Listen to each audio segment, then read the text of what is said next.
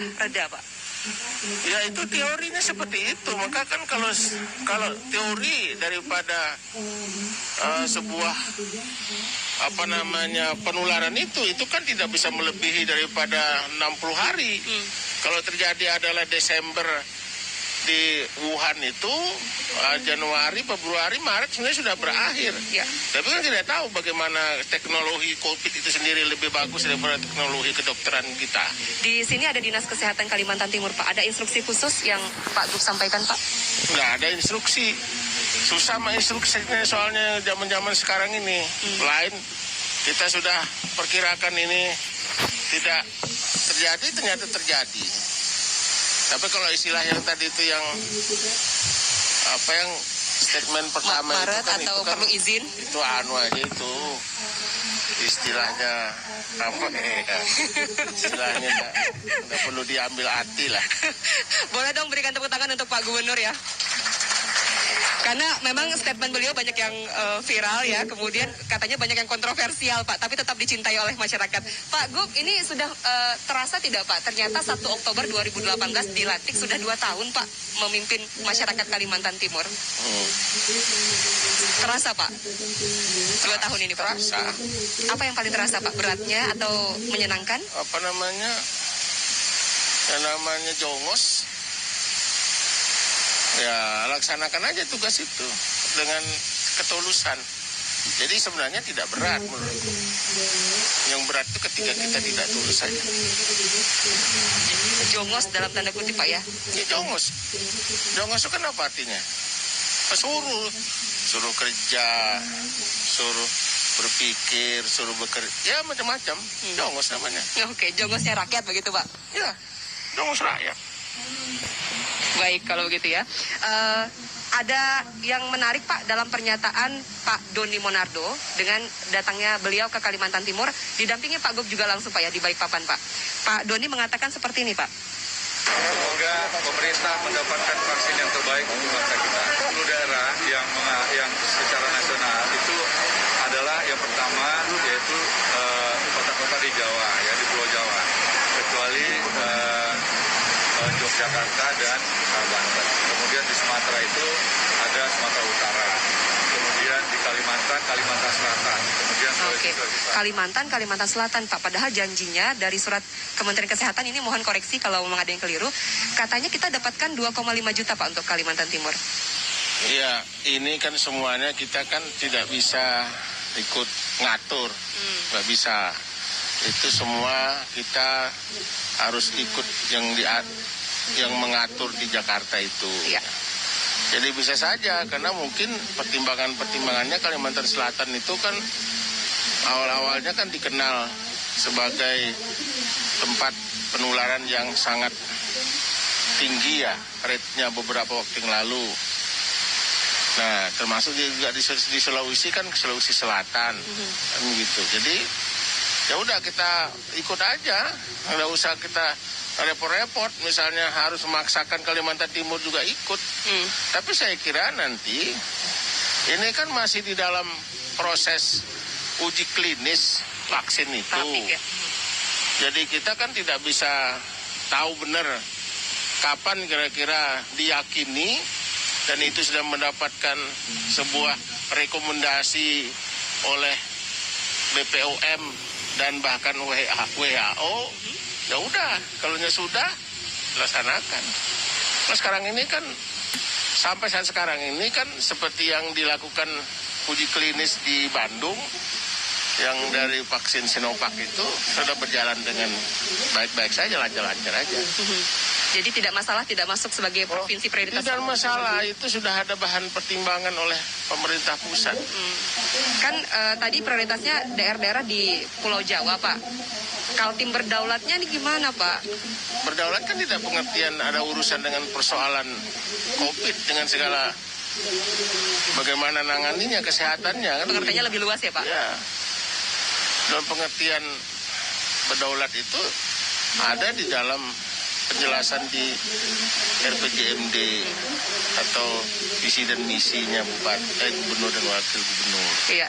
Jadi lebih santai Pak menghadapi isu-isu nasional. Nampaknya Pak Gub kemarin karena mungkin bertemu dengan Pak Doni langsung Pak mendapatkan penjelasan langsung atau seperti apa Pak?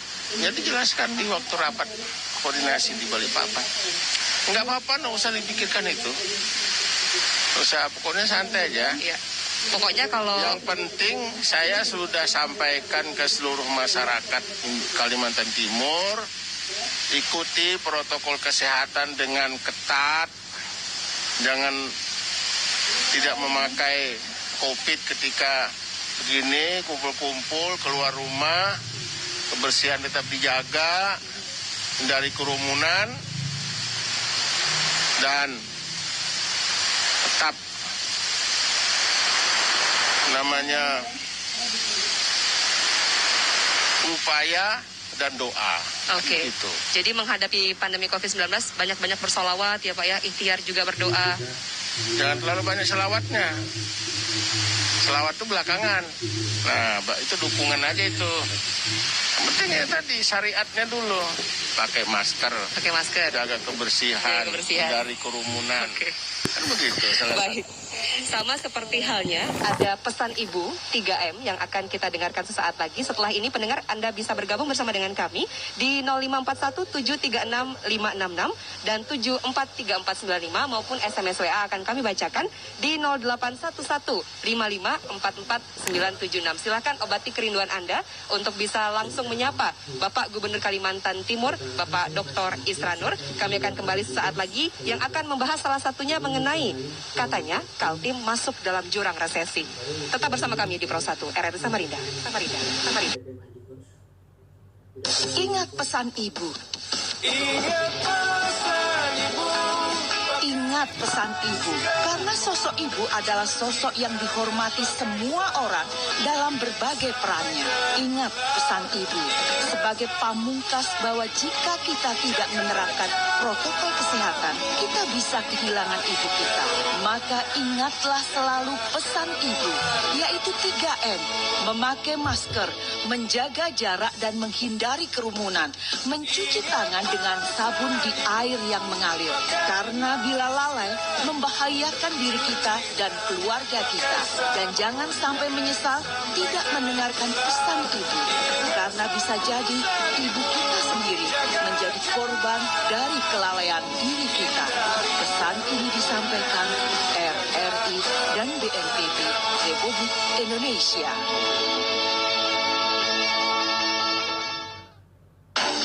Mengapa vaksin penting? Apa yang terpikir di benak Anda ketika mendengar istilah vaksin? Berikut fakta singkat tentang pentingnya kehadiran vaksin bagi kita.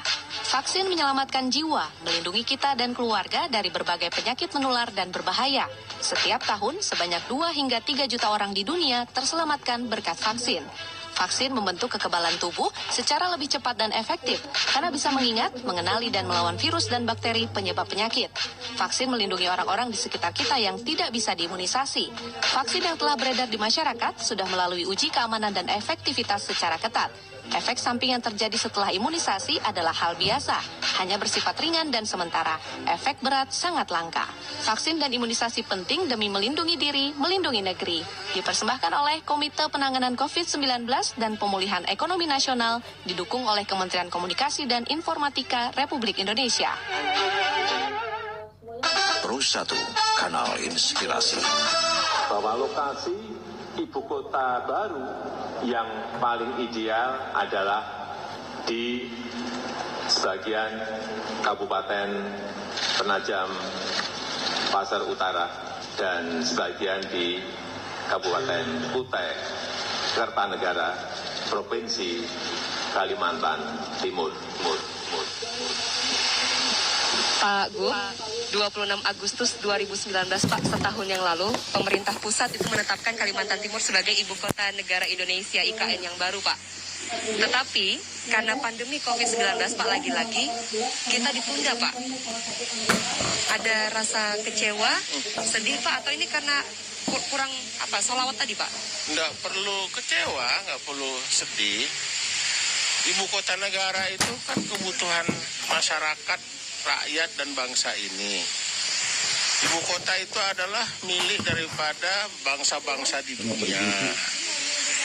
Dan penetapannya sudah disebutkan Kalimantan Timur, PPU, dan Kutai Kartanegara. Nah, ketika ini kena musibah wabah ini atau pandemi COVID ini, ya udah kita tidak harus paksakan karena kan ada prioritas yang mendesak di bidang kesehatan ini yang harus ditangani dulu. Jadi jangan sampai nanti kita menangani hal-hal yang kan itu kan untuk bukan jangka pendek, jangka panjang keperluannya. Jadi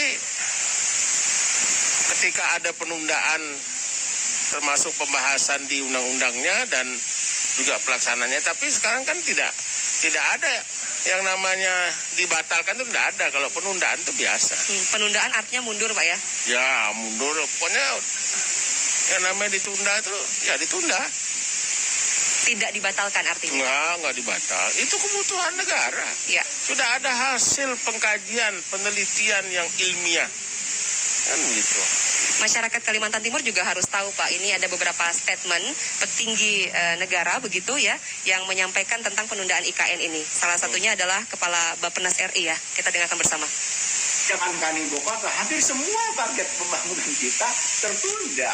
Ya saya kira banyak sekali. Saya kira sederet semua dari belanja modal yang ada di kementerian dan semua lembaga semua tertunda. Bukan hanya di pembangunan ibu kota baru. Jadi semua termasuk infrastruktur semua kan banyak yang kita tunda. Iya. Menteri Keuangan juga, Pak ya, menyatakan kepada Pak Presiden uangnya juga nggak ada ini untuk IKN dulu. Pokoknya semuanya refocusingnya adalah tentang pandemi COVID-19.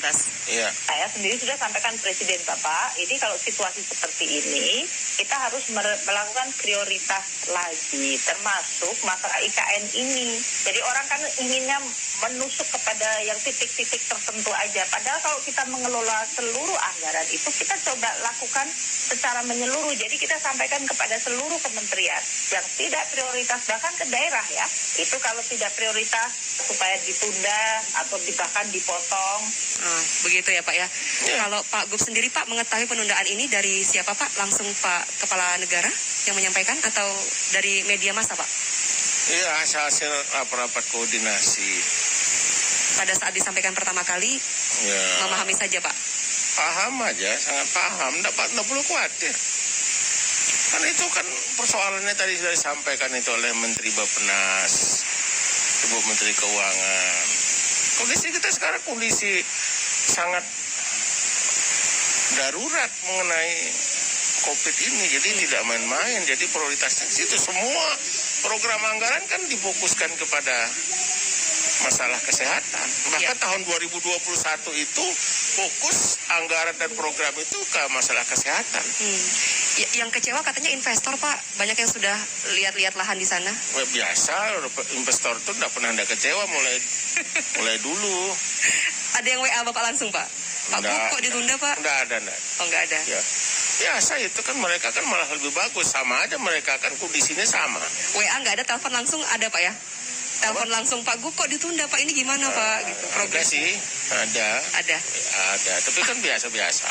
Oke, baik. Pertanyaan yang biasa-biasa. Oke, baik. Nanti saya akan tanyakan juga Pak soal Kaltim yang kaya raya ternyata menghadapi ancaman resesi Pak. Ya, karena minus pertumbuhan ekonominya 2 triwulan berturut-turut, tetapi kita akan undang dulu Pak pendengar yang sudah menunggu untuk menyapa Pak Gub Pak di line telepon kami 0541736566 743495 pendengar atau SMS WA.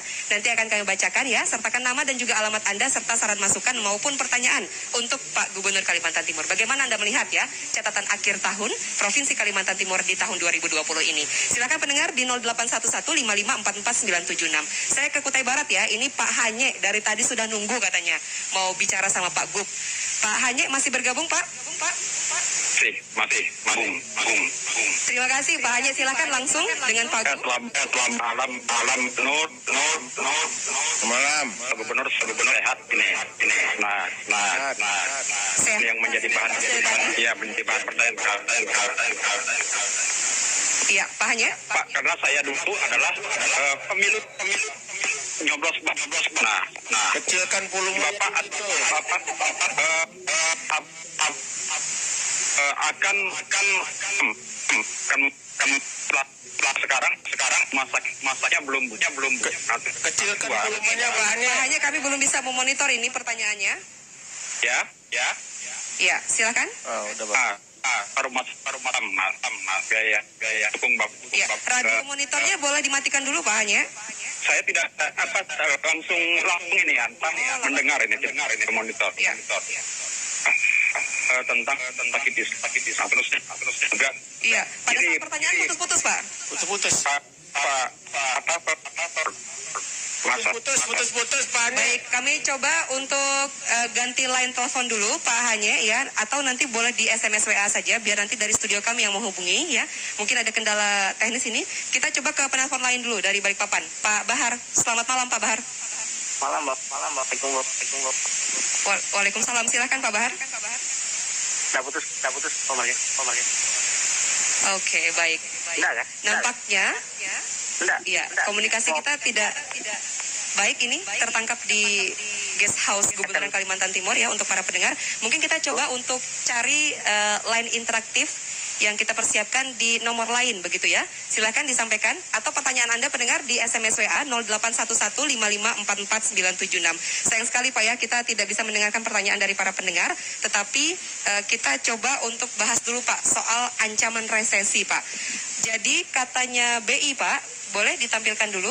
Jadi Pak Tutu itu dari BI Kalimantan Timur Pak menyatakan bahwa ya Kaltim berada di jurang resesi karena angka pertumbuhannya minus 4,61, sementara Indonesia itu minus 3%-an Pak, begitu.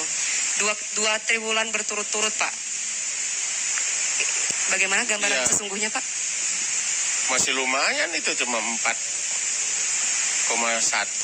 4,61 Pak. Ya, 4,61. Hampir 5 Pak. Dunia sekarang ada yang di atas 20% minus. Ya. Masih lumayan. Tadi makanya bilang ke hal-hal seperti ini kita tidak perlu terlalu menyesali, tidak perlu memang mau tidak mau, karena kan Kalimantan Timur itu bersumber kegiatan ekonominya dari sumber daya alam yang ekstraktif.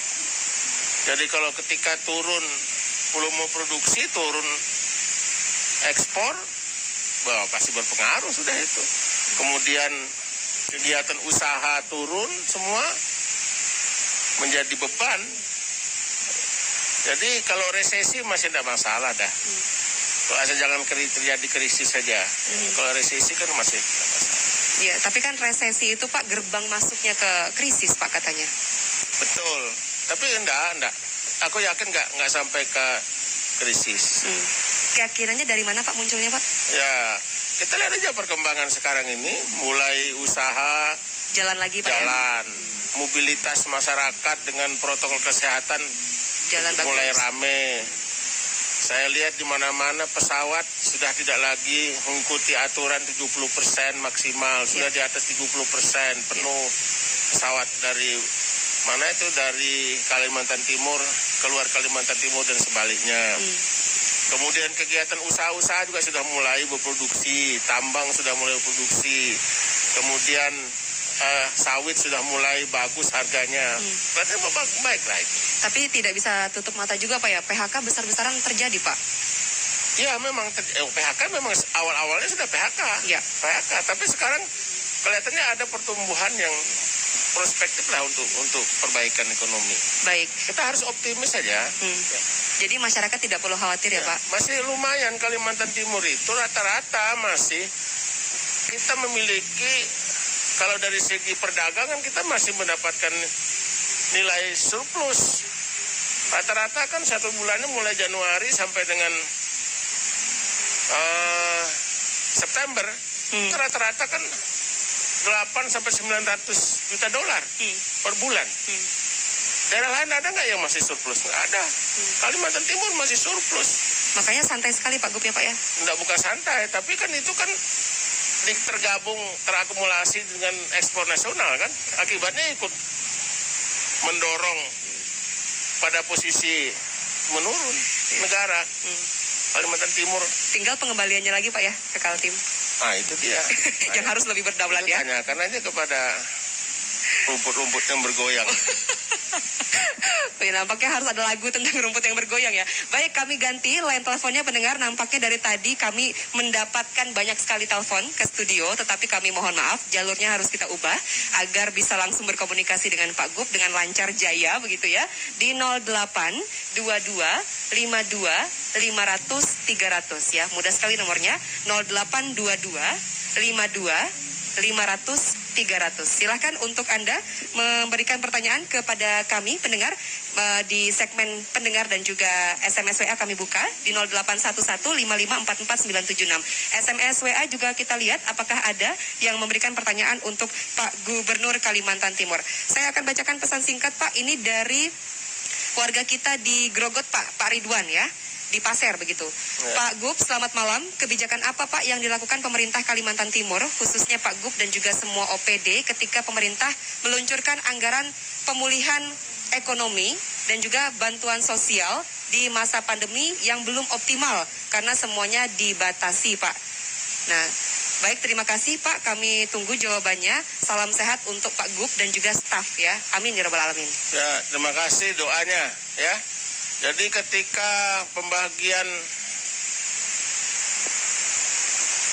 bantuan sosial ke masyarakat tidak optimum itu pasti terjadi. Karena banyak juga data-data yang tidak akurat. Ya. Misalnya ketika di data yang di TKS itu sudah terdata, tapi kan banyak orang lain yang terdampak yang tidak masuk di dalam data itu. Ya. Misalnya dia kayak di Samarinda lah ya, ada yang jualan hari ini nanti malam habis dimakan besok lagi, tapi itu tidak masuk di dalam data DTKS. Itu yang terjadi sekarang. Nah itulah yang kekurangannya. Walaupun misalnya di data dan itu kan untuk Kalimantan Timur khusus Samarinda itu kan masih bisa dimonitor karena para mahasiswa ikut bantu Pak ya, memberikan mendatanya dan itu diberikan bantuan dari bantuan masyarakat dan para swasta. Jadi memang pasti terjadi. Ya, diakui Pak ya, diakui. Ya pasti terjadi yang namanya kekurangan itu. Oke, mohon izin Pak Gub, kita ke Pak Hanye dulu Pak di Kutai Barat karena sudah berganti. Mudah-mudahan bagus ya di 0822 52 500 300 pendengar. Silakan Pak Hanye, selamat malam Pak Hanye. Selamat malam.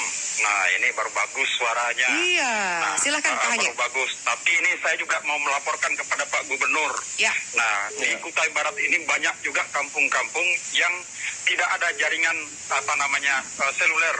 Itu sementara anak-anak kita, cucu-cucunya Pak Isran di daerah pedalaman ini harus belajar online. Nah, sampai jauh-jauh naik ke gunung. Nah, itu jadi mohon juga ini bisa menjadi perhatian dari Diskominfo. Nah, terus Pak Gubernur, kalau kita sekarang ini tidak 10.000 di kabupaten. Tidak sampai 10.000? Tidak sampai berapa Pak Hanye? Hilang lagi Pak Hanye. Waduh, baik, kami mohon maaf ini Pak Hanye. Kalau memang masih ada yang ingin disampaikan, silakan mengirimkan SMS atau WA ya Pak Hanye di 081155449976. Baik, yang lain juga kami nantikan di 0822 52 500 300. Ini penting juga Pak. Zaman dulu belum ada pembelajaran virtual atau daring Pak. Itu yang perlu kita sadari. Tidak ada orang pernah meniatkan untuk belajar daring, itu tidak pernah. Tapi karena kondisi terpaksa, satu-satunya cara di dalam hal tetap mengikuti dan melaksanakan belajar dan pembelajaran ya dengan daring. Dan satu-satunya cara seperti itu. Ya. Dan tentunya pasti mengalami masalah di dalam perjalanannya, kekurangannya segala macam. Bayangkan, Kutai Barat masih lumayan. Saya kok di Mahulu. Banyak itu, betul hampir 60% lebih itu tatap muka. Blank spot. Nggak ada. Kutai Barat masih lumayan. Jangankan Kutai Barat. Di bahagian Samarinda ini aja yang dekat-dekat ibu kota negara ini masih masalah dengan persoalan daring ini. Belum lagi persoalan terkait dengan ada pada anak-anak belajar. Belum dia memiliki alat-alat seperti laptop, handphone, smartphone ya Pak? Handphone, smartphone. Belum lagi dia kekurangan dalam membeli pulsa. Banyak. Nah, alhamdulillah kita kan sebenarnya kemarin sudah menganggarkan untuk bantuan pembelian pulsa ini, anggaran APBD itu sekitar 1 triliun ya, 1 triliun? 96 miliar. Tapi pada saat kita mau dibahas ternyata oleh Kementerian Pendidikan dan Kebudayaan turun 7,2 triliun. Ya sudah, nggak jadi. Tapi itu sudah niat kita untuk melaksanakan itu. Ya. Tapi untuk membantu masyarakat itu Kalimantan Timur sudah ke arah sana. Tapi sudah diambil alih oleh pemerintah pusat. Sebelum ke pendengar lagi yang sudah terhubung bersama dengan kita di 0822-52-500-300, Pak Gub kan seorang pendidik juga, Pak. Pernah mengajar, Pak, ya, jadi guru begitu, Pak. Kalau melihat, Pak, konsep pembelajaran jarak jauh sekarang, Pak, apa yang harus dibenahi, Pak? Waduh, banyak. Jadi sekarang ini memang banyak masalahnya. Kalau Pak ya, hampir semua aspek yang perlu dibenahi. Di PJJ ini, Pak? Iya, pasti dibenahi. Bagaimana? Kan enggak ada yang berpengalaman dengan sistem ini. Ya, enggak ada yang pengalaman. Dipaksakan, Pak. Soal materinya, penyampaian materi, efektivitasnya, efisiennya apalagi. Kan banyak yang masalah. Banyak kan anak-anak karena susahnya komunikasi yang tidak begitu bagus. Terus terang aja, sejarah kan banyak. Ada yang bunuh diri. Ya, 3 orang, Pak, di Indonesia. Ditarakan salah satunya. Iya, bayangkan itu. Nggak sedih, Kak. Nah, itu juga tidak bisa disalahkan guru, nggak bisa juga. Karena memang guru juga sangat sederhana mungkin bagaimana memberikan tugas-tugas. Tapi karena persoalan bagaimana mau menyelesaikan tugas-tugas itu ketika tertekan merupakan sebuah secara psikologis kan tertekan dia. Jika pada zaman Bapak menjadi guru, Pak, sudah ada yang semacam ini, Pak. Kira-kira Bapak juga akan merasakan tertekan? Pasti dah. Udah pasti dah. Ini kita aja nih, gimana ngomong sama Pak Hanye? Putus-putus ya. Berarti perlu tower lah, Pak, pemancar, Pak. Dua kali kita mencoba berkomunikasi untuk memberikan informasi satu sama lain. Oke. Tidak bisa. Ya. Padahal namanya Pak Hanye itu kan terkenal di RRI. Pokoknya sehari semalam itu nggak mendengar namanya Pak Hanye Kutai Barat itu. Kalau nggak dengar justru kangen, Pak. Bahar, sama Haidir di Kutai Timur. Berarti Bapak sering dengar RRI ya, Pak? Oh siap, sering. Tepuk tangan dong untuk Pak Gub, kita jadi terharu ya. Ini apa karena ada bukan stak kami, Pak? Pakai mobil RRI FM berapa, Pak? 76 berapa itu? Iya, 97,6, Pak. 97,6. Wih, betul kalau begitu. Pak, berarti 88,5, Pak. 85 berapa itu? 88,5 FM. Iya. Sahabat kreatif, Pak. Baik, mungkin lebih sering dengar Pro 2 ya, Pak Gub ya, dengarkan lagu-lagu kekinian. Kita ke pendengar dulu, Pak. Ini juga salah satu yang sangat sering di RRI karena dari Kutai Timur, Pak, ya. Nampaknya punya histori yang sama dengan Pak Gub, Pak, dari Kutim. Pak Haidir. Halo, Pak Haidir. Halo, Assalamualaikum. Waalaikumsalam. Terima kasih sudah menunggu ya dengan setia. Silakan Pak Haidir. Ya, ini dia ketemu sudah ini. Mbak Marga, selamat malam. Selamat malam. Salam sejahtera untuk Bapak Gubernur kita, mudah-mudahan selalu sehat walafiat. Amin. Dengan Norbaiti, doa Bang Haidir yang tercinta dengan Pak Itran dan Norbaiti.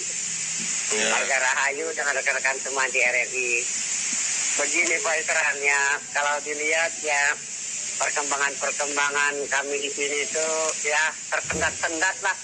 Tidak berjalan lancar, mungkin pengaruh apa kita tidak juga tahu, namanya rahasia dan politik pemerintah. Nah, jadi kita lihat keadaan persoalan-persoalan itu kebanyakan tersendatnya seperti jalanan ini dari Kampung Kajang menuju ke Kejamukan itu kan belum ada penyelesaian yang baik. Sampai dermaga sana kan belum diselesaikan baik. Itu gimana namanya komitmen pemerintah, pemasukan dari Bung Haidir Sanata. Makasih, Assalamualaikum. Waalaikumsalam warahmatullahi wabarakatuh ya. Batu Kajang, Pak. Sudah dicatat nampaknya. Kita ke satu lagi penelpon berikutnya dari Balikpapan, Pak Bahar. Selamat malam, Pak Bahar. Malam, Mbak Marga. Assalamualaikum warahmatullahi wabarakatuh. Waalaikumsalam. Silahkan langsung pertanyaannya. Wabarakatuh. Sebelum ke pertanyaan Pak, Bapak sudah pernah dengar mungkin ya tentang PT Korindo itu Tripek yang mereka mempunyai juga membuka lahan sawit 19.000 hektar di Kalteng dan di Sorong Papua yang mengakibatkan banjir itu. Nah yang terkait dengan itu saya tanyakan kepada Bapak. Tripek yang akan buka itu jelas sekali ketika pidato beliau bilang apa? Kita akan mendapatkan bahan bakunya dari sebelah. Nah sebelah saya ini mudah-mudahan Bapak tidak mengikuti jalur seperti Korindo kemarin. Jangan sampai dia juga nanti dapat HPH pembukaan lahan sawit belasan ribu hektar. Hutannya itu, ya kalau hutannya kita yang jual ke pabrik mereka ya mungkin baik untuk Kaltim. Bisa untuk memperbaiki kebanjiran. Tapi kalau HPH ini dia dapat menanam sawit kemudian dia yang rasakan hutannya. Ini kan penjajahan gaya baru, Pak. Mungkin itu. Baik, terima kasih Pak Bahar. Waalaikumsalam warahmatullahi wabarakatuh. Pak Gub, silakan Pak ditanggapi. Ya, Pak Aidir, semua sekarang zaman tahun 2020 ini, semua anggaran itu terpotong. Program-program perbaikan dan rehabilitasi jalan. Ya. Jadi hampir 45% anggaran itu fokuskan ke kegiatan kesehatan. Jadi semua pembangunan infrastruktur yang sudah diprogramkan itu banyak yang tidak jalan, tidak bisa dilaksanakan. Nah, kalau soal Korindo yang merubah upaya produknya ke tanaman sawit dan dia merusak hutan tadi ya, kalau salah ya? Iya. Iya, sebenarnya masih lumayan.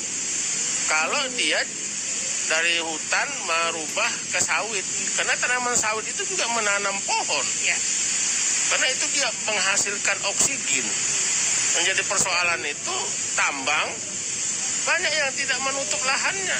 Tapi kalau dari hutan berubah ke sawit, masih ada tanaman sawit. Coba kita lihat sawit itu di Kalimantan Timur. Yang dulunya alang-alang setiap kali musim kemarau terbakar. Sekarang kita lihat itu di Kutai Timur khususnya ya, tempat saya dulu. Iya. Dulu kalau sudah musim kemarau pasti terbakar alang-alang. Tapi sekarang sudah nggak ada lagi alang-alang, semua tanaman sawit. Dan itu sebagai produk-produk yang bernilai ekonomi, jadi gitu. Ya. Masih lumayan lah. Ya. Tapi jangan juga kita terlalu khawatir kalau ini adalah merupakan membahayakan. Ya, yang membahayakan menurut saya itu tambang itu. Tambang itu tuh terbuka, menganga segala macam. Ya, anak-anak kita sudah jadi korbannya, Pak. Lebih sedih saya. Kalau kayu ditebang, pilihan masih ada tegakan-tegakan yang tertinggal. Ya. Kalau tambang?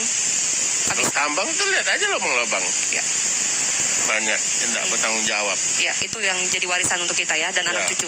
Baik, satu lagi Pak, sebelum kita break, kita ke Pak Arianto di Samboja, Kutai Kartanegara. Pak Arianto, selamat malam. Halo, Pak Arianto. Iya. Silahkan, langsung pertanyaannya. Iya, ini saya mohon izin bertanya ke Abang ya. Abang pasti tahu jawabannya ya, apa ibu kota negara Indonesia. Tentu kan jawaban apa saya yakin pasti Jakarta ya. Itu tempatnya ada di Provinsi DKI Jakarta. Nanti kalau di Kalimantan Timur, ibu kota negara Indonesia, apakah masih Jakarta, Pak? Ya, itu hari ini ya, malam ini mungkin kita belum terlintas ya di pikiran kita mengenai ibu kota negara tersebut ya. Baik. Tapi bisa saja suatu nanti bisa jadi perdebatan. Yang kedua, pertanyaan saya untuk Abah ya, jembatan Pulau Balang kan sudah jadi ya, Pak. Cuma sarana dan prasarana pendukungnya aja yang belum selesai. Nanti kalau masyarakat menggunakan jembatan Pulau Balang tersebut ya, masuk dan melintasi, apakah berbayar ataukah gratis ya? Itu pertanyaan dari saya. Baik. Untuk Abah ya. Atau tetap sehat ya, Abah? Amin. Saya permisi, Abah. Terima kasih. Assalamualaikum. Waalaikumsalam warahmatullahi wabarakatuh. Baik, sedikit Pak ditanggapi Pak sebelum kita break. Itu yang pertama tadi apa ya, Masuk Pak Arianto? Iya, saya juga kurang menangkap, tapi yang saya tangkap Tapi tadi yang kedua saya bisa tangkap, artinya kalau masyarakat mau menggunakan Pulau Balang itu, kan itu kan bukan jalan komersial, bukan jalan tol. Ya. Bukan dibangun ke jalan tol. Jadi itu tidak bayar. Ya. Cuma yang tetap harus bayar bensin, bayar pajak Pak, yang penting Pak. Bayar pajak, gitu.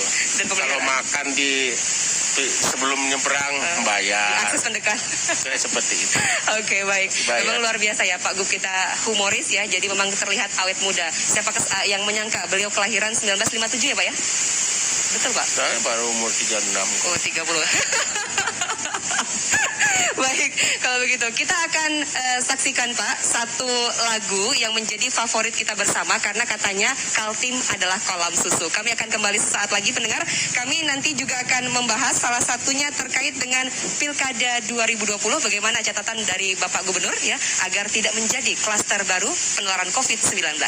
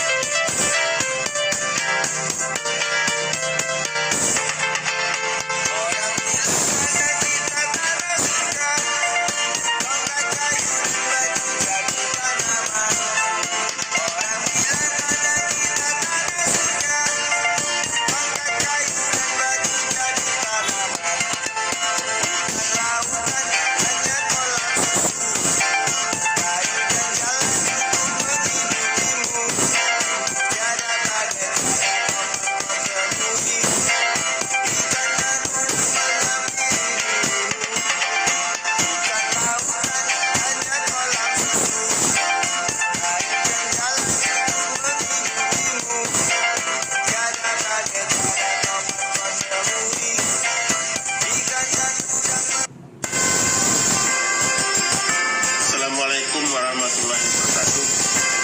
Saya Hadi Isranur, Gubernur Kalimantan Timur, mengimbau kepada seluruh masyarakat agar tetap menjaga kondusivitas keamanan di Kalimantan Timur.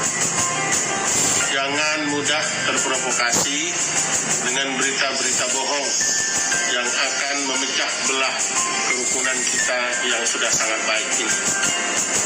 Selain itu, dengan pilkada serentak di bumi Kalimantan Timur, tetap jaga protokol kesehatan agar kita terhindar dari COVID-19.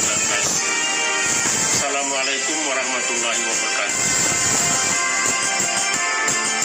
Pesan ini disampaikan oleh Humas Provinsi Kalimantan Timur.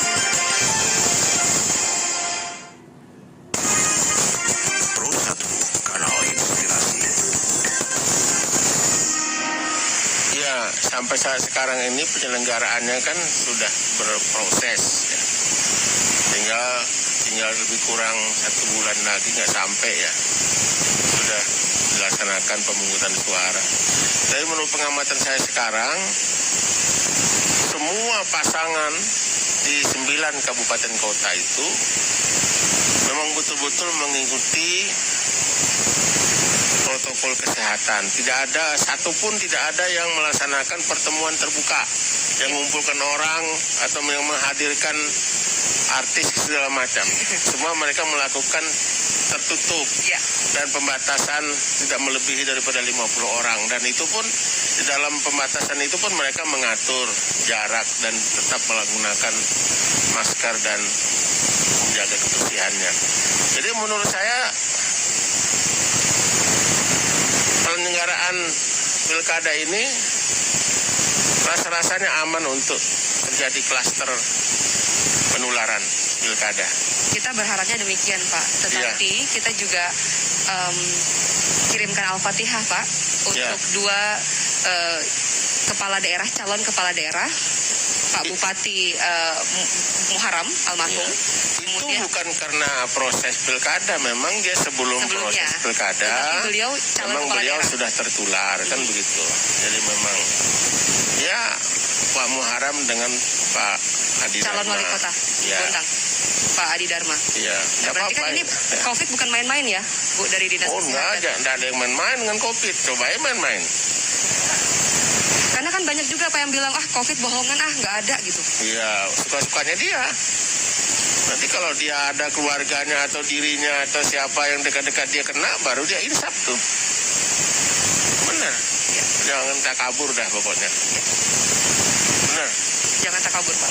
Kalau kita lihat orang sekarat mohon itu, fungsinya itu dilihatkan ke masyarakat.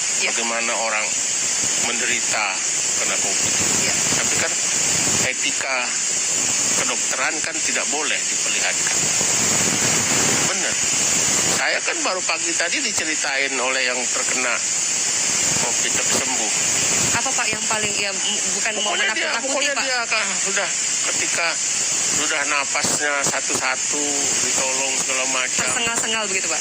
Iya, kemudian sesak itu karena saturasinya turun sampai mencapai di bawah 70. Nah, kan itu mestinya kan harus di atas 85 atau 90. Iya. Baru bisa tapi dia sakit sekali berarti. Waduh, dia bilang sakit. Tadi pagi dia cerita di hotel senior. Bahkan Pak Wagub juga sempat kena, Pak. Ya, kalau Kepala Dinas Kesehatan kita juga. Karena Pak Wagub itu tidak gejala, tidak ada gejala. Dulu namanya OTG, tapi sekarang istilahnya berbeda lagi. Ya, Pak itu dah. Pokoknya macam-macam lah jenis serangannya itu. Iya. Apalagi kalau ada orang yang mengandung komorbid ya. Ada penyakit bawaan lain. Baik. Terutama karena gula ya. Iya. Yang punya pabrik gula, hati-hati. Harus puasa dulu Pak gulanya ya Pak ya. Banyak-banyak minum air putih Pak ya. Ya pokoknya hati-hatilah. Jangan menganggap enteng itu aja. Itu tadi, jangan takabur ya. Ini katanya lagi dimonitor juga Pak dengan penjabat sementara Bupati Mahakam Ulu ya. Terima kasih ini Pak Gede ya Pak, kalau nggak salah di Mahulu ya Pak ya. Iya, Pak Gede, betul ya. Untuk pesan Pak kepada penjabat sementara Pak di 9 kabupaten kota yang saat sekarang ya mau tidak mau Pak ya harus mengawal begitu. Ada pesan khusus Pak? Pejabatnya 5 aja. Oh, pejabat 5, betul. 9 daerah, 4-nya ada wakilnya Pak. Masih ada wakil ya, masih ada kepala daerahnya. Ya saya kira sama saja. Ya, jabatan penjabat sementara itu tetap fungsinya sebagai kepala daerah dan diberikan kepercayaan penuh oleh pemerintah dan masyarakat untuk bertindak dan atas nama pemerintahan. Jadi dia tidak boleh pilih-pilih. Tugasnya seperti itu. Iya. Jadi soal COVID ini memakan tanggung jawabnya sama dengan kepala daerah beneran gitu. Meskipun hanya PJS Pak ya? Iya. Baik. Karena akan juga dicatat dalam sejarah ya pembangunan di daerah yang saat sekarang ini diamanati oleh Pak Gub untuk 5 orang tadi Pak ya PJS yang ada.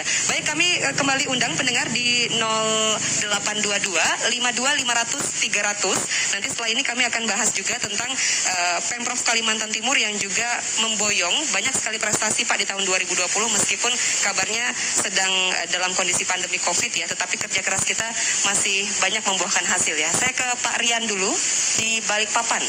Pak Rian, selamat malam. Halo. Assalamualaikum warahmatullahi wabarakatuh. Waalaikumsalam warahmatullahi wabarakatuh. Silakan Pak Rian. Assalamualaikum Pak Gubernur, selamat malam. Ya. Yang ingin saya tanyakan tuh ini rumah sakit di Wabsahan itu kan mau didanain tuh Pak supaya nggak kebanjiran pasiennya COVID dan semuanya itu Pak. Begitu juga playover. Tapi kok Komisi 3 mengatakan ditunda dulu itu Pak loh. Karena kan ini sudah lama direncanakannya hal seperti ini. Bukan hal yang baru lagi. Jadi dijelaskannya belum ada segala sesuatunya lah begitu Pak. Tolong Pak, semoga dipahami semua masyarakat. Terima kasih. Terima kasih Pak Rian. Satu lagi ada Pak Edi di Samarinda. Pak Edi, selamat malam. Malam. Assalamualaikum. Salam. Waalaikumsalam. Silakan Pak Edi. Terima kasih Ibu Marga. Terima kasih Pak Gut ya. Semoga sehat selalu dengan keluarga. Ya, terima kasih. Jadi ini Pak Gut, ini kan kemarin adalah dialog juga di RRI sempat mendengar. Artinya berkaitan dengan 4 wakil rakyat kita yang ada di parlemen di Jakarta, di Senayan. Ya. Itu seolah-olah ada pendapat ini ya, mungkin nanti diklarifikasi aja, seolah-olah Pak Gut itu kurang harmonis hubungan dan bahkan tidak ada sinergitas dengan wakil-wakil rakyat kita yang ada di parlemen di Jakarta. Nah jadi sampai bahkan katanya selama ini pun Pak Gut ini hampir tidak ada konsultasi atau pertemuan dengan wakil-wakil rakyat yang ada di Jakarta bagaimana untuk berjuang wakil rakyat itu untuk kepentingan Kaltim, untuk kepentingan Kaltim di daerah. Ya, itu saja. Terima kasih Pak Gut. Ya. Terima kasih Pak Edi di Samarinda. Nanti kita akan buka kembali di 0822 52 500 300. Apakah karena pandemi Pak jarang komunikasi? Jadi dibilang tidak harmonis. Yang Pak Rian dulu ya. Boleh, Pak Rian boleh Pak. Rian dulu. Jadi Rian dulu soal pembangunan flyover ya. Ya. Ya kita sudah usulkan pembangunan flyover Balikpapan itu. Ya. Lalu kita berkomunikasi dengan DPRD provinsi. Jadi masih di dalam pembahasan mengenai persyaratannya, mengenai segala macam tanggung jawab, karena kan jalan itu jalan nasional. Jadi kita persyaratannya itu salah satunya harus dapat izin Kementerian PUPR, kemudian pembebasan lahannya belum. Nah, satu lagi bahkan pembangunan yang dalam bentuk multi-year itu rumah sakit Wahab Sarani, ya karena memang salah satu dari ruang perawatan itu di sana itu memang harus dilakukan rehabilitasi total. Nah, jadi tunggu aja waktunya nanti bahwa flyover itu apakah nanti bisa kita bangun tahun 2021 dalam pola pembangunan multi-year ya. Salah Pak Edi ya. Ryan. Pak Rian. Rian. Kemudian Edi tadi, Pak Edi mengenai ya macam-macam disharmonisasi. Yang Pak. pasti namanya musim Covid ini semuanya tidak boleh batal wudu. Salaman tidak boleh, biar sama-sama laki-laki. Jadi gimana? Saya aja menerima tamu, ketentuannya dibatasi, tidak boleh. Ya gimana? Jadi persoalan tadi ada yang menerjemahkan kurang harmonis. Boleh aja, nggak apa-apa. Kalau saya tidak ada masalah. Jadi persoalan perjuangan ke Jakarta itu apakah dengan cara berkomunikasi secara internal atau melalui wakil-wakil atau berjuang masing-masing pada posisi masing-masing di Jakarta. Ya. Jadi anggota DPR RI di Jakarta itu ada 8 orang dapil Kalimantan. Ada 4 orang yang DPD RI. Ya. Nah itu yang berjuang di sana. Ya, kalau saya kan berjuang dengan posisi status saya sebagai kepala daerah. Jadi kecuali ada hal-hal yang memang harus dikomunikasikan melalui DPR, Nah itu lain lagi, itu kan harus melalui komisi-komisi. Tapi sebagai umat muslim Pak, silaturahim tetap terjalin Pak ya? Tetap, itu tidak boleh, tidak. Tidak ada nomor wakil rakyat di Senayan yang diblok oleh Pak Gub, tidak ada Pak ya? Oh tidak pernah ada. Mereka aja tidak pernah hubungi aku kok. Benar Pak? Orang ada, kalau bahasa Kota Bangunnya orang ada. Mana? Oke, baik. Kita berjuang aja untuk keperluan ini kan ya. Berdarah-darah istilahnya. Benar. Baik Pak Gub, kita harus lanjutkan Pak, karena banyak sekali pertanyaan. Nampaknya ini segmen terakhir untuk penelpon ya, karena Pak Gub juga harus segera bersiap-siap untuk Zoom meeting di pukul 9 waktu Indonesia Barat ya, malam ini, atau jam 10 sekarang ya. Ada Pak Johansyah di Kutai Barat. Pak Johansyah, selamat malam. Pak Johansyah? Halo? Pak Johansyah? Oke, kita lanjut dulu ke Pak Fajri. Benar ya, di Kaubun ya? Kaubun Kutai Timur. Wah, saya senang nih, Kaubun ternyata monitor juga nih. Pak Fajri. Assalamualaikum. Waalaikumsalam warahmatullahi wabarakatuh. Mohon radio monitornya dikecilkan dulu, Pak Fajri. Ya, Assalamualaikum Bapak Gubernur yang terhormat. Salam. Nah, kami masyarakat Kaubun sudah merasa nyaman, artinya dengan pimpinan Pak Gubernur sekarang. Kami berharap ini kemajuan Pak. Nah, kami berharap sekarang Kaltim berdaulat. Untuk ke depan kita dari Kaubun berharap Indonesia berdaulat Pak, dipimpin oleh Pak Isran Nur. Ya. Ya, itu aja Pak yang kami sampaikan. Mohon dukungan kepada beliau ya untuk seluruh Kalimantan Timur. Iya.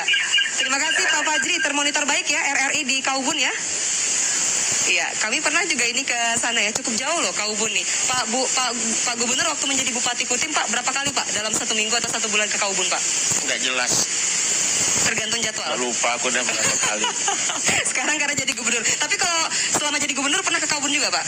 Pernah. Pernah, baik. 2 tahun ini pernah lah Pak ya, menyapa warga Kaubun Pak ya. Didoakan Pak, jadi presiden Pak? Doa ada gempa bumi aja. Jangan Pak. Matian yang lain itu aku hidup sendiri, peluangnya besar. Jadi presiden. Baik, kita tutup saja kalau begitu, tidak ada telepon lagi ya di 0, hanya di SMS WA. Nanti akan saya bacakan ya, 0811554496 ya. Baik, jadi seperti itu Pak tanggapannya Pak dengan doa tadi Pak. Masyarakat Kaubun merasa nyaman Pak dengan apa yang sudah Bapak lakukan? Ya, doa gempa bumi aja. Soalnya kehidupan semua ini termasuk orang Palembang, Madura aja. Ibu Kesta kami. Perjuangannya berat. Baik, bisa menerjemahkan sendiri ya para pendengar ya. Bagaimana aja. tadi terserah orang pendengarnya mau marah mau apa kan apa-apa. Baik, nampaknya itu rahasia awet mudanya Pak Gub ya Pak, 63 tahun. Perasaan. 63 tahun masih awet muda. Perasaanku muda. Karena tidak pernah memikirkan pandangan orang lain Pak. Enggak. Apa yang mikirkan orang? Kalau pandangannya mikirkan diri sendiri aja berat-berat benar. Kalau pandangannya Bu Nurbaiti Pak, dipikirkan? Sama aja. Nggak kupikirkan. Pendapat istri tidak dipikirkan? Ya, nggak kupikirkan. Pokoknya udah urusan-urusan gitu dah. Benar. Sudah ada anunya. Oke. Baik, Pak, sepanjang 2020 ada banyak sekali penghargaan yang diraih. Salah satunya kita bangga ini Pak, Bapak menyabet sebagai top pembina BUMD peringkat pertama Pak. Wah, fotonya ganteng Pak. Tepuk tangannya jangan ragu-ragu ya untuk Pak Gub. Mungkin salah kali itu. Top pembina BUMD Pak. Salah tulis. Enggak lah Pak, enggak salah Pak. Ini soalnya di Antara Pak. Malum ya, aja. Kami kutip dari Antara. Bisa aja orang salah-salah tulis kan. Pak, tapi BUMD kita harus berperan Pak dalam masa pandemi COVID. Apa peran yang paling Bapak perlukan Pak?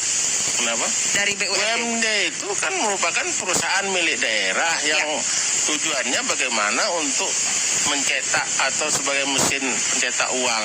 Ya. Pendapatan daerah itu aja. Baik, kemudian kita lihat lagi Pak. Nah ini Bapak menerima, nah ini kalau ini tidak mungkin salah Pak, karena Bapak ada di sana sambil terima piala Pak, TPID Award 2020 ya, kategori provinsi terbaik pengendalian inflasi daerah. Kelihatannya mirip-mirip aja itu, lain aku itu. Tapi kelihatannya Pak dari balik maskernya Bapak tersenyum manis Pak. Kayaknya lain, mirip banget ya. Iya. Baju batiknya biru Pak, menandai mirip Isran. Oke, kita lanjutkan ya. Kita lanjutkan penghargaan berikutnya. Apresiasi dari BNPB, ini ada BPBD juga nih. Ini kerja keras kita bersama. Tapi yang terima Pak Nazrin ya Pak. Oke, ini penganugerahan dilakukan Bapak Legend Purnawirawan Doni Monardo. Ini dalam konteks kita sebagai provinsi dengan partisipasi aktif terhadap penanggulangan bencana Pak. Tapi tadi Bapak merasa masih kurang Pak ya? Masih banyak yang kekurangan? Banyak, belum. Ya enggak apa-apa, itu suka-suka orang menilai. Gimana? Menilai diri sendiri itu enggak bisa aku.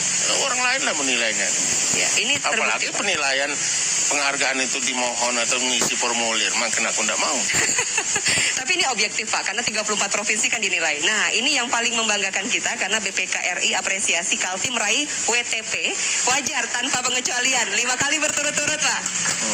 Ini kebanggaan nggak sih Pak penghargaan-penghargaan seperti ini untuk Pak Gup Pak? Bisa bangga, bisa menjadi beban.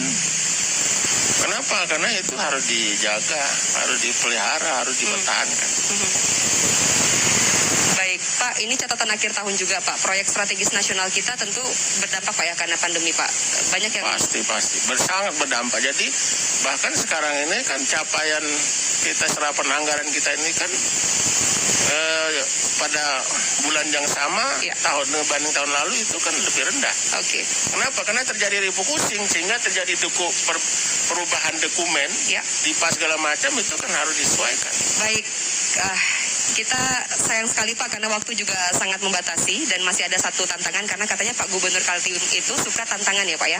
Nanti kita akan ada tantangan khusus tapi saya mau ajak sedikit Pak Gub bermain games Pak sebelum nanti serius-serius Pak ya pembahasannya melalui Zoom meeting jam 10 ini.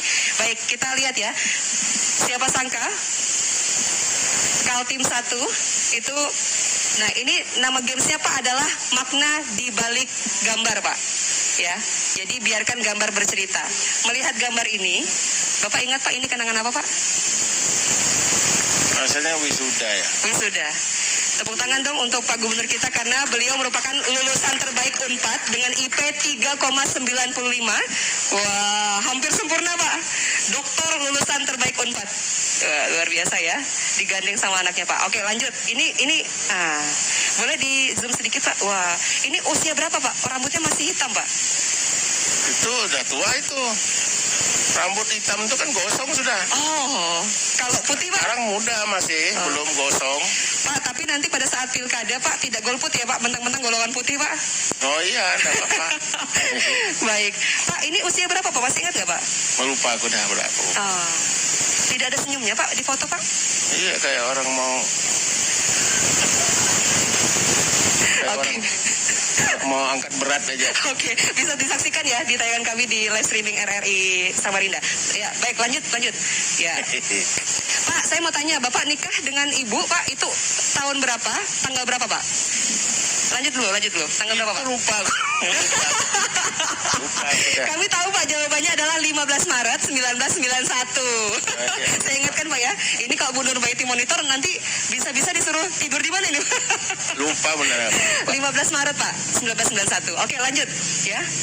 Lanjut, ini kalau Bapak tahu Pak, bangunan apa Pak? Masih ingat? Mana itu ya? Oh, sekolahan itu. Sekolahan? Sangkulirang. Ya. SMP betul. Boleh tepuk tangan untuk Pak Gub ya. SMP YPS. Tapi sekarang sudah berubah ya Pak? Itu aku ingat itu kalau itu malah. Bapak Isran yang mana Pak? Nggak ada di sini ternyata ya. Ini kami ambil dari Pak Rusli Pak, gambar Pak. Oh ya. Pendiri dari SMP YPS ya Pak ya. Dia ketua yayasan. Betul. Baik. Dan terakhir, nah ini dia. politik otonomi daerah. Jadi Pak Gub ini sudah bikin buku banyak sekali Pak. Salah satunya ini yang sekarang diadopsi Pak ya di Universitas Indonesia. Iya, sebagai buku pegangan ya di pasca sarjana. Bapak ini kan sangat berpihak Pak terhadap otonomi daerah begitu. Ya. Waktu jadi apkasi juga begitu. Tetapi kan ada undang-undang Ciptaker Pak yang katanya membelenggu otonomi daerah Pak. Catatan sedikit Pak. Ya nggak apa-apa. Santai saja Pak. Tenang aja, Belanda udah lari. Oke, baik. Wah, sayang sekali Pak. Tetapi menutup jumpa kita Pak ya. Kita ingin menantang Pak Gub untuk membacakan puisi, di mana Direktur Utama LPPR RI Bapak Muhammad Rohanuddin, ya, ini Pak merilis buku kumpulan puisi Bicaralah yang Baik-Baik ya. Kita akan berikan tantangan berupa, boleh kita dengarkan yang satu ini? Apa burung Garuda yang biasa melayang-layang tinggi dan terkadang berbaring. Mencari solusi terhadap persoalan bangsa yang dianggap berat tidak cukup dengan politik, tetapi juga bisa dilakukan dengan karya seni. Salah satunya seperti dilakukan Direktur Utama LPPR RI M. Rohanuddin yang baru-baru ini merilis kumpulan puisi berjudul Bicaralah yang Baik-Baik.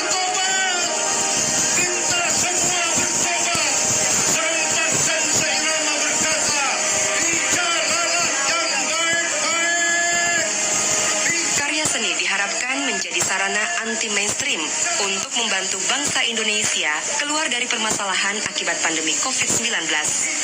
Semoga malam hari ini Gubernur Kalimantan Timur berkenan untuk membacakan sepenggal puisi mahakarya Direktur Utama LPPR RI M. Rohanuddin. Tepuk tangan yang meriah untuk pembacaan puisi oleh Pak Gub Kalimantan Timur, Robek-robeklah dadaku. Robek-robeklah dadaku. Robek-robeklah dadaku. Robek-robeklah jiwaku. Asal jangan robek bendera merah putih Indonesia. Kita semua bisa berbeda selera. Lebih pelangi dari semua cahaya di langit. Kita semua bisa berbeda suku, lebih sempurna dari semua perbedaan. Tapi justru dengan perbedaan itu, kita semakin membutuhkan kita. Tidak hanya dengan kata-kata, selain dengan toleransi.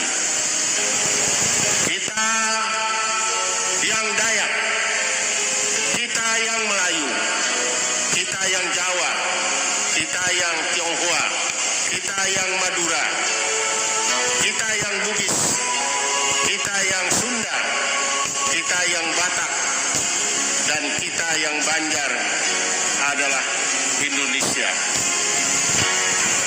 Karena kita lahir di atas rahim Indonesia, tumbuh besar dan tegak di atas langit Indonesia, mengait bintang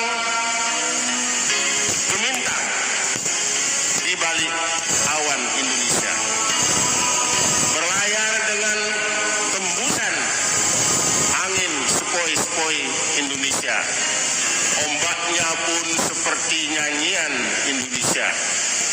Maka robeklah dadaku, robeklah jiwaku, asal jangan robek merah putihku. Boleh berikan tepuk tangan yang paling meriah untuk Pak Gubernur Kalimantan Timur. Pak Gub, ini segmen paling akhir kita. Pak, seberapa cinta Bapak terhadap rakyat Kalimantan Timur? Oh, tidak bisa digambarkan, tidak bisa diungkapkan. Boleh diulangi Pak, seberapa cinta Pak Bapak terhadap rakyat Kaltim? Kecintaan saya kepada masyarakat Kaltim dan masyarakat Indonesia tidak bisa saya ungkapkan. Tidak bisa saya ungkapkan. Terus terang saja. Itu adalah rahasia batin, rahasia ilahi. Apa dukungan yang paling Bapak perlukan Pak dari rakyat Kaltim untuk sama-sama kita bangun Kaltim berdaulat Pak? Dukungannya adalah bersama-sama berdoa, taat kepada agama yang dimiliki. Itu saja Pak? Itu saja. Pak Gub, terima kasih banyak. Ya, sama-sama. Kita kapan lagi Pak? Dialog Pak? Serah kamu aja. Pak Gu? Kan perintah ke orang Madura nih. Sehat selalu Pak Gu, ya. Tetap menjadi gubernur yang kami banggakan Pak. Siap. Ketepian bersama kekasih Pak Gu. Cukup sekian, terima kasih. Ya. Wassalamualaikum warahmatullahi wabarakatuh. Salam. Itu baik. Sekali lagi pendengar dan juga Bapak Ibu sekalian yang ada di sini, kalau saya katakan Kaltim berdaulat, berdaulat, berdaulat, boleh ya? Kaltim berdaulat, berdaulat, berdaulat. Maka dengan demikian pendengar harus kami akhiri pula kebersamaan kita dalam dialog khusus Gubernur Kalimantan Timur Menyapa, di mana malam hari ini kita belajar satu hal, kita mencintai Kalimantan Timur, kita juga harus mencintai pemerintahnya, rakyat dan pemerintah yang sama-sama bersatu begitu untuk saling mendukung, saling bahu-membahu tentunya akan meringankan beban kita menghadapi beragam tantangan maupun juga ancaman termasuk dampak dari pandemi COVID-19. Jadikan Kalimantan Timur rumah kita, rumah Indonesia. Saya Marga Rahayu beserta tim Radio Republik Indonesia Samarinda mengucapkan terima kasih kepada Anda yang sudah memberikan perhatian dan juga atensi. Pendengar, kita akan tutup rangkaian dialog khusus pada malam hari ini dengan mendengarkan bersama-sama lagu Rumah Kita.